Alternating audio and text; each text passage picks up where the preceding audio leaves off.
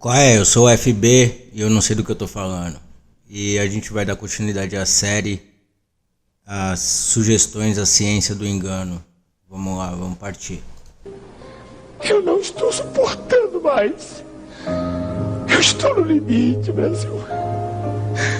Eu tenho vergonha de falar isso.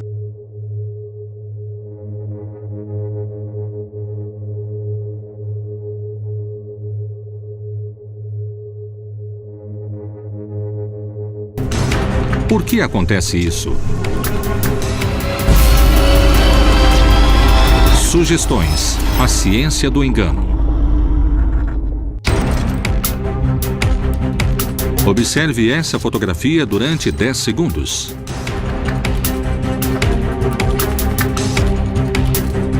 Algo mudou, mas provavelmente você não percebeu. Isso acontece pela cegueira à mudança, uma incapacidade dos seres humanos para detectar variações visuais no entorno. O cérebro não está processando de forma constante todos os dados, mas ele escolhe a informação que considera valiosa e foca nela.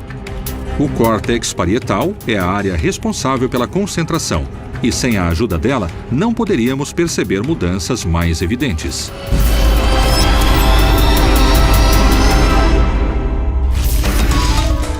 Na nossa sociedade, a autoridade é fundamental na hora de aprender. As figuras de autoridade podem condicionar aquilo que aprendemos, inclusive nossa capacidade de aprender. O que acontece quando somos condicionados negativamente? Vamos ver na seguinte experiência. Realizaremos uma prova para sugestionar um grupo de pessoas e fazê-las acreditar que não podem resolver algo que em outra circunstância resolveriam facilmente. Isso se chama indefensão aprendida.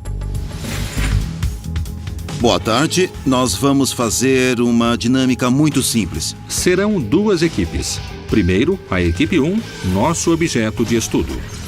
Daremos a eles um anagrama sem solução. Tentaremos frustrá-los para que acreditem que não são capazes de resolvê-lo. Enquanto que a equipe 2 receberá um anagrama muito simples. Vocês vão observar a primeira palavra e quando a resolverem, vocês vão levantar a mão. 1, 2, 3, virem a folha, por favor, e resolvam o primeiro anagrama. Metade da sala concluiu o exercício rapidamente, enquanto que o resto vai ficando irritado, tentando resolver o anagrama impossível e invejando a velocidade do outro grupo.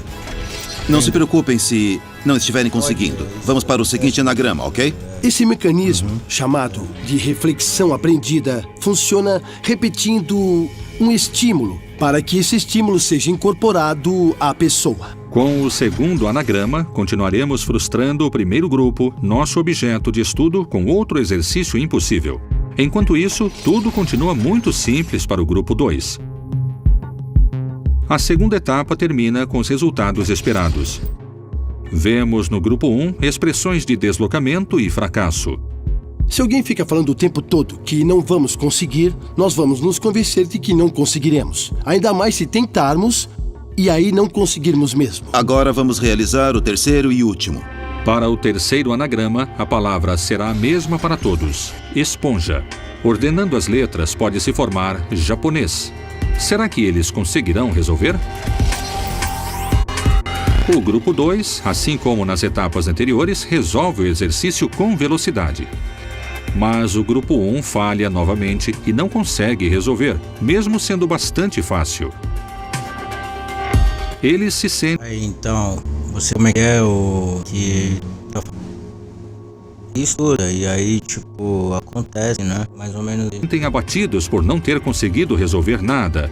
E nossa premissa foi um sucesso. Pessoas que chamam foi. O grupo que recebeu as palavras com as quais era impossível formar uma nova palavra, diante do sucesso da outra metade do grupo, começou a mostrar comportamentos de deslocamento, desesperança, frustração.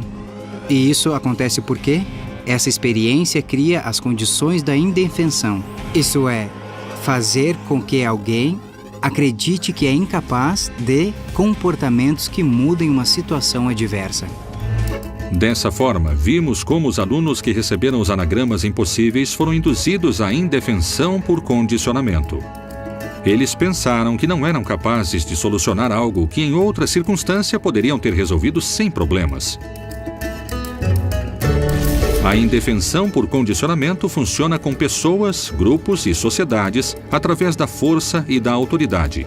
Desde a antiguidade, isso se utilizou como ferramenta de dominação para sugestionar e oprimir povos inteiros.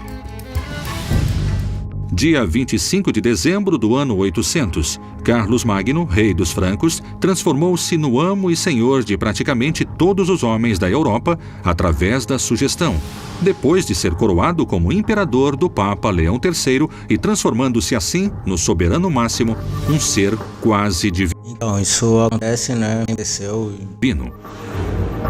Com o passar dos anos, retomaram-se velhas práticas de submissão e Acontecer e pra gente falar alguma coisa a respeito do cuidado dos líderes. E por isso aí, nosso objetivo é viver bem e controle das pessoas através do desígnio divino.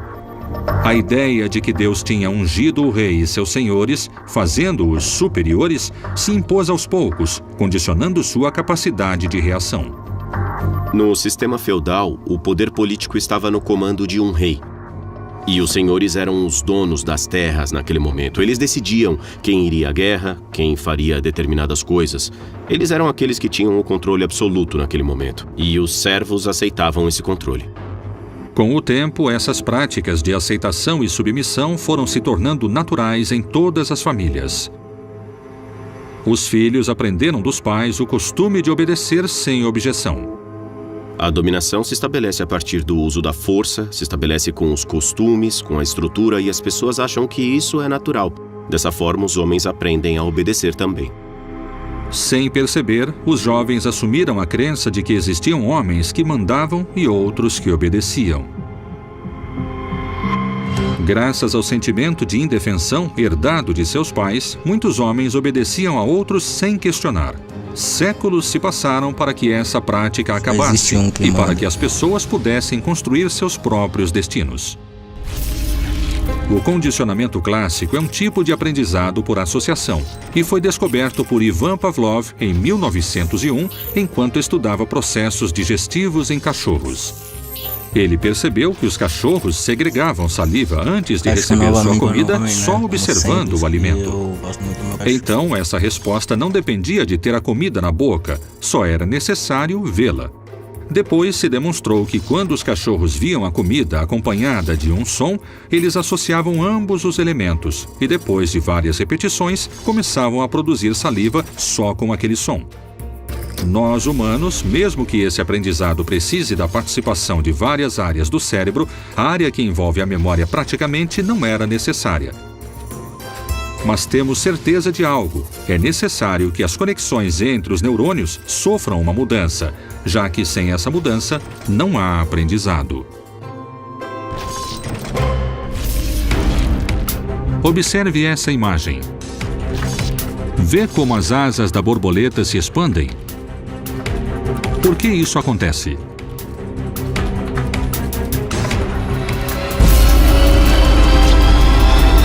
Sugestões. A ciência do engano. Será que eu tô muito doidão? Observe essa imagem. Vê como as asas da borboleta se expandem? Essa é uma ilusão periférica e se produz graças aos movimentos oculares involuntários quando se tenta ver a imagem de forma geral.